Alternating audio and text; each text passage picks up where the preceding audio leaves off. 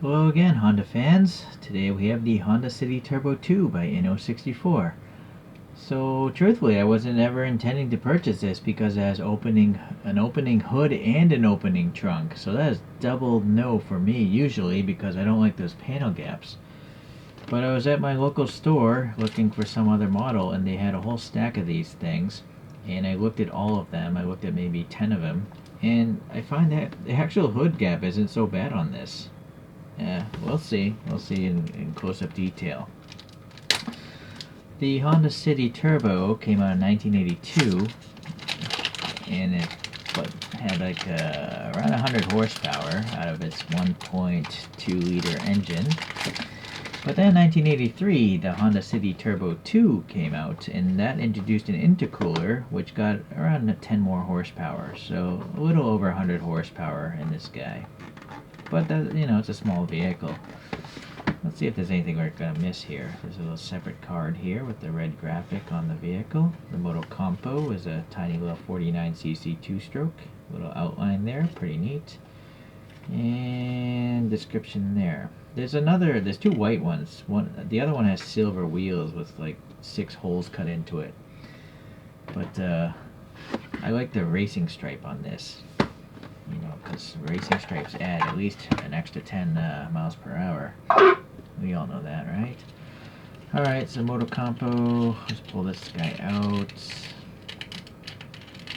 I don't know if it's taped together. For some reason, it doesn't want to... Oh, I see. It's just a ridge. Man, that is a small little model.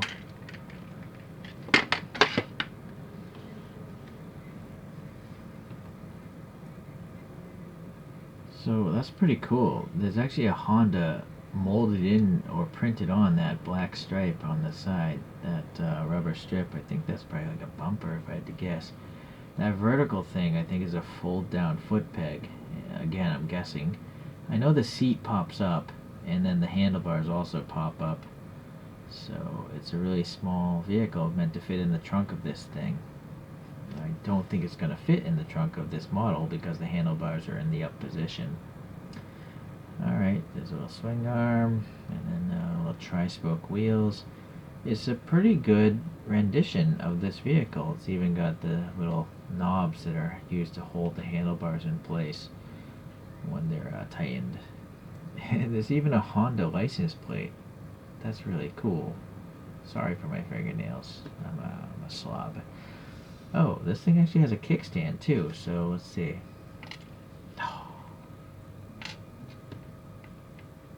So it can actually stand, so that's pretty neat. Alright, let us put that aside for now.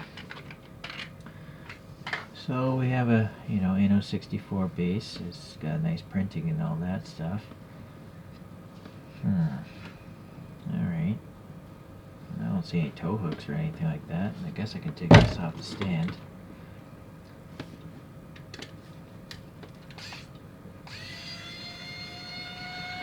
So, thing that keeps it from spinning around during shipping.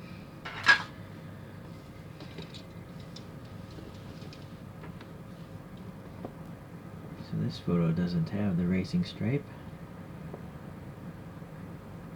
Alright. Still, form-wise, it looks pretty good from what I can tell. I think these might be the wheels that was going for. This one just has some stamped steel wheels, this photo, but it does have the racing stripe. Man, sorry. Can't really focus between two objects, Looking at the outline though, matching up pretty well. So here's a rear view. The trunk open, so you can see in this photograph though, let me focus on that one. The handlebars are in the folded down position. The seat is pushed into the body, so those things all pop up and then you can ride the thing, although it looks like a complete death trap, because I don't think a truck would never see you. You'd be so low to the ground. Alright, now let's focus on the car. Yeah, not so bad. No complaints. Alright, let's see what other details we can see a little closer. Starting with the wheels. Are they the Volk Racing wheels in those photographs? No, these are Racing Heart wheels. That's a different brand of Japanese wheel. So I'm sure, these are relatively accurate to Racing Heart wheels. I just didn't know that in the packaging. It was really hard to see this text with the naked eye. Alright, Turbo 2 with intercooler printed okay. The top of the B is a little bit messed up. There's some sort of vent here. Alright, and the rear wheel's okay. I like that it's red in the center cap, and you can see 4 lug nut recesses. The door has a little silver dot for the lock, and then the handle, there's a tiny bump there. Oh, nice. These are Tampo prints. Usually Inno64, from my experience, is using decals, but this is a Tampo, meaning that's not going to peel off.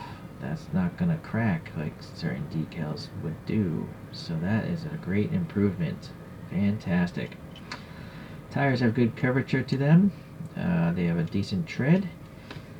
Alright, going to the front. Nice license plate. I wonder if this is someone's real car. That would be interesting to know. That turn signal's a little crooked, but I'm sure you can twist it. But anyways, it's nice that such a small turn signal is clear plastic. Lazy brands would just have paint, like up here. So, I think 2 out of 3, that's pretty good.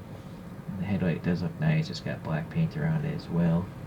Seems accurate to the photo. This Honda badge is really crisp, really nice. A little bit of a ribbing texture in here. There as well. Let's save the opening stuff for later, in case okay, so raised, nice ribs, very nice, separate mirrors, gotta be reflective stickers in there, yep. This side we have the fuel filler and a raised silver bump for, I'm imagining, a lock. And then there's also a raised bump here. I can't tell if it's orange, I'm not sure. There's a black window molding, raised and painted, and then a little black paint back here. A little paint contaminant, unfortunately. I am noticing the white paint is doing a pretty good job filling in the gaps and actually hiding the dark diecast. Very often, if you get white cars, you'll notice a lot of dark edges from the metal, but this one is doing a good job covering it. So kudos to Inno. Nice sunroof, little black molding detail. Interesting, little indentation up there. So the rear, we got some recesses here with 2 little streaks, it seems. The taillights look good, clear plastic, orange and red, and some silver paint for the rear backup lights. We have these bumps for the license plate lights, and then the license plate again, a little crooked. A key mechanism, and then the Honda badge is crisp, very nice. City Turbo 2, very nice, and then Hyper Turbo 2. A raised painted black wiper, and then some very thin, well, I don't know. The test about, defroster lines is, can you see the interior? If you can, then those are good defroster lines. Let me get the flashlight.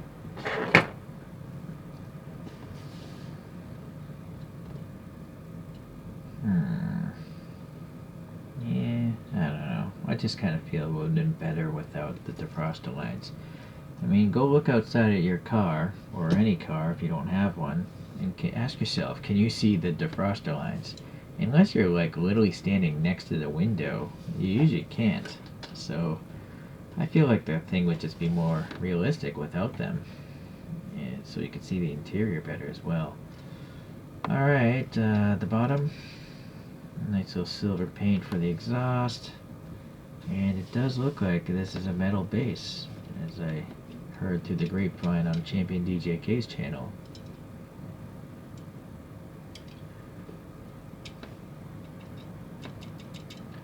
Yeah, I'm sure that's metal. This middle part though is plastic right here. Screwed together, which is nice. If for some reason there was a problem, you could open it up and try to fix it. But so far, really no problems. So the interior, very nice, two-tone gray blue. Yeah, the sunroof is really helping. Obviously we can see more. What I'm wondering, is that sunroof tinted? I think it is. If I hold it right here, I think you can see a difference in the gray. Lighter gray, darker gray. So I think there's a small tint there. That's the impression I'm getting. Okay, the dash is blue. There's a black steering wheel, so that's pretty nice.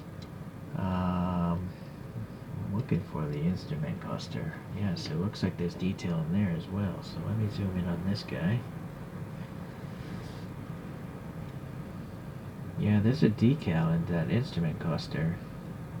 Unfortunately, I can't get the light in there naturally. Let me see it from this side. Nope, I think I'm gonna need the flashlight again. Some additional lighting. There you go. Look at that. Yeah, that's pretty nice.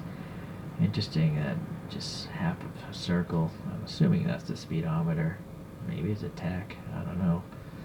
Alright, some vent detail holes, the shifter stub there.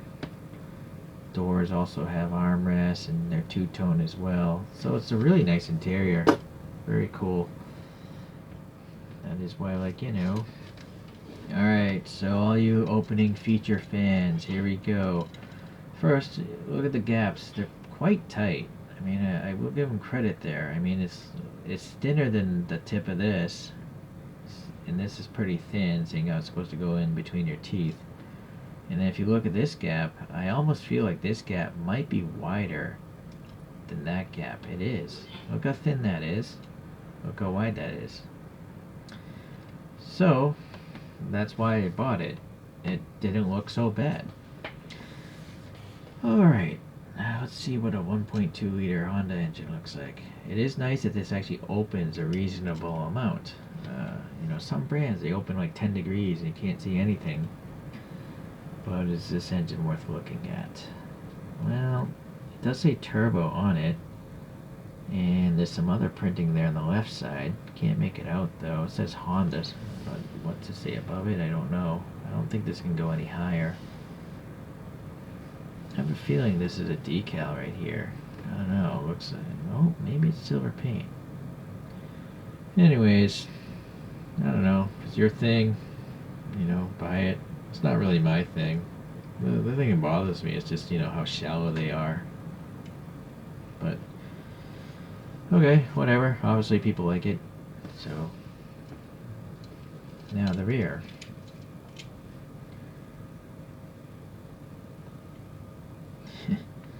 Well, that's a tight fit, so hold on, let me see if...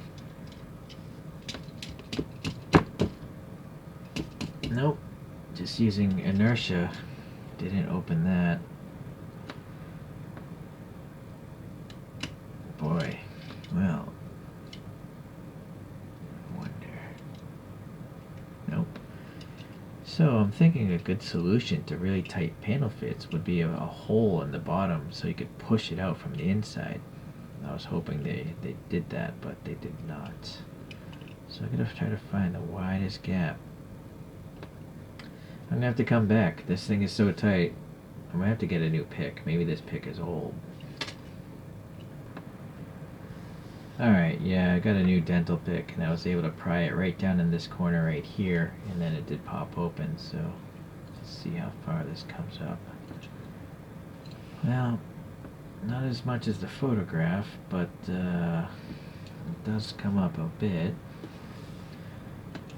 So it's just a blue back seat there, and a flat floor from what I can tell. And so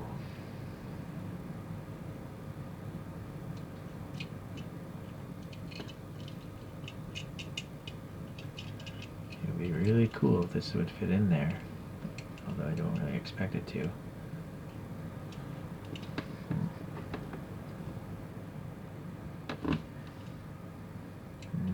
See, I think the handlebars are just too tall. If you can maybe get the handlebar past the back of the seat, maybe it'll work. But you'll see there's actually a screw right there holding the hinge. That black plastic is holding that hinge for the trunk.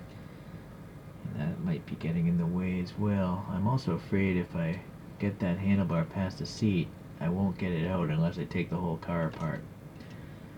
Alright, so I guess that's not happening. Yeah, that doesn't pull down. Alright. So panel fit wise back here, it's not bad.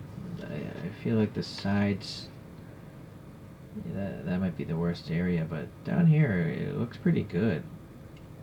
Is this a separate bumper? Yes, this bumper is a separate piece, it seems. What about the front? No, see, that's casted in. It's the same. The riding stance is quite good. It's no Hot Wheels. I gotta mention, guys, rolling models, that's not realistic. Go outside and try to push your car. How easy is it to push your car? To expect models to roll like Hot Wheels is impractical. It's not realistic. If you try to just push a motorcycle, you'll realize it's not easy to do. And the reason why is tires are rubbery. Tires flex. You know, they have flat spots on the bottom of them. A Hot Wheels rolls on perfectly round plastic wheels. That's why they roll so nice. But real cars don't roll so easily, so it's just not realistic. Alright, let's pull out some other vehicles. I got a regular Honda City from Kyosho, so I thought that would be nice to look at.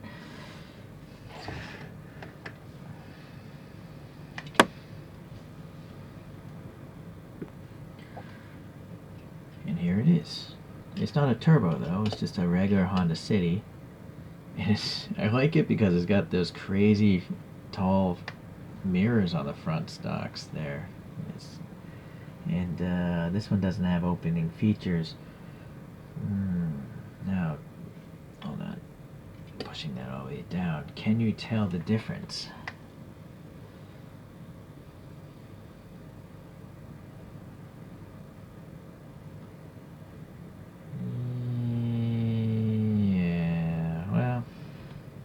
Alright, well, whatever, it's not too bad.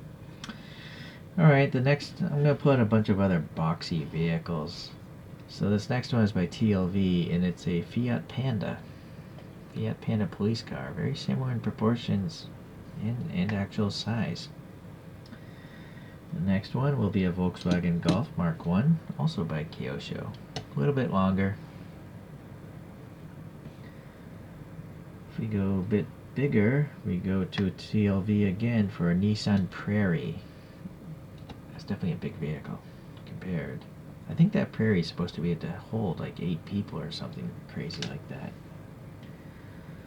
And the last one will be a K-Class car, a Suzuki Wagon R. And that is by Doyosha. So let's get you the top view of this thing.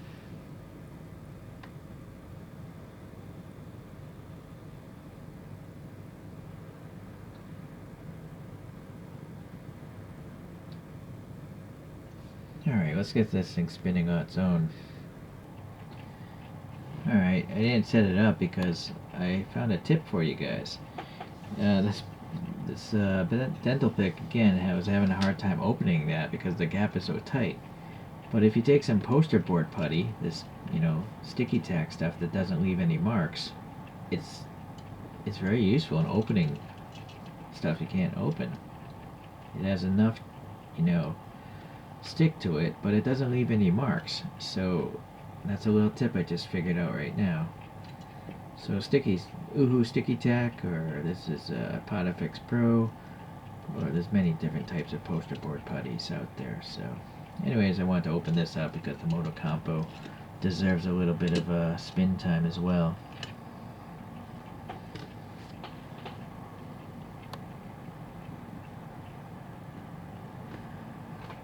Alright, well, what do I like about this model? I like the Motocompo. I love the interior.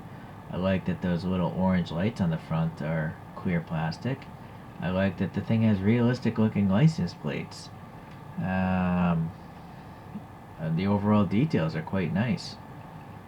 The only thing I don't really like is maybe if you're going to have an opening trunk, I wish it opened more. I mean, if you look at the photograph, look how high that thing goes. But this trunk is not really opening to a functional level. At least try to get the thing horizontal. But I guess you can't do that and have a tight panel gap. That's the sacrifice you have to make. So I guess they did the best they could. Frankly, I would have bought this if it didn't have opening features. It would have been a cheaper model, so that would have been nice. If it was cheap enough, maybe I would have bought two. But I'm not going to buy the other one because this is a more expensive model. So, but if you love dioramas, this is right up your alley. Whether you want to have the front hood open in an engine shop or something, or some dudes racing their Motocompos around with the rear open. So I could see the reason why chose to do this. It's just not really 100% my cup of tea. Alright, but we'll give them credit. As far as opening features go, this is pretty darn tight. I mean, it's pretty darn good. I mean, it's a white body, so that really exaggerates any sort of panel gap, so, and it's still pretty good. If this was actually a dark colored vehicle, you might not even see the panel gap at all, so keep that in mind if you want to hold out. I think there's a blue one out as well, or coming out from Inno. Alright, well, regardless, I'm still going to buy more Inno64s, so don't worry about that. Hopefully you'll be around when that video comes. Alright, we'll see you around.